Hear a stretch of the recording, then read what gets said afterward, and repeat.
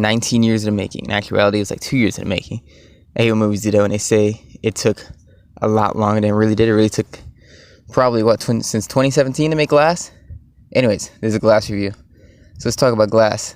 It's going to be a very divisive film. It's going to be a divisive film because every one of M. Night Shyamalan's movies are divisive. And you are waiting for the twist. And then you're going to find out if you like the twist or you don't like the twist. This movie has a twist, but it's not a change the entire film twist. It's a twist that alters your perspective on a trilogy, but doesn't change the entire film.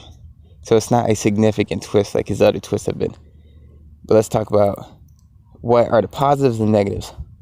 Negatives, the side characters such as Casey and David's son are completely useless. They're in the film to pretty much exist. Even Mr. Glass's mom. They exist, they don't do much, they don't say much.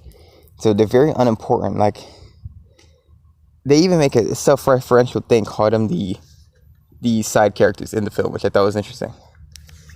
The other negative would be that the film goes in a way that it could have gone so many different scenarios. So it will leave many thinking, this could have gone this way, it could have gone that way.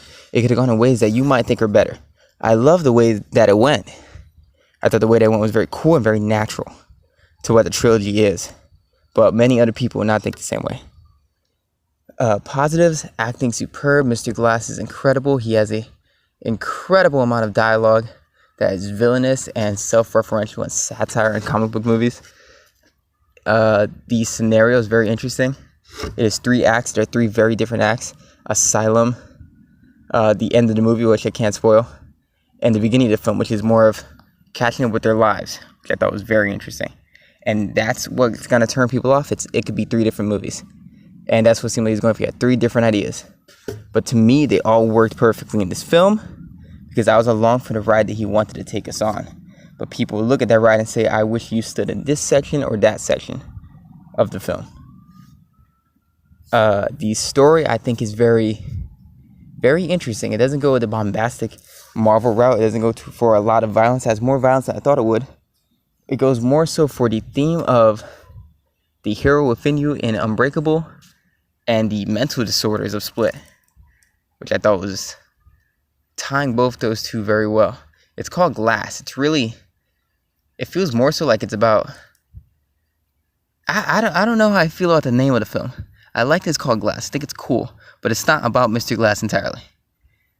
Anyways, overall, the movie is a very interesting, very cool conclusion to a trilogy. I really liked it. It will divide audiences. The acting was fantastic.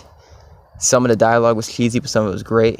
And I think that it ended in a way that was very natural to the trilogy.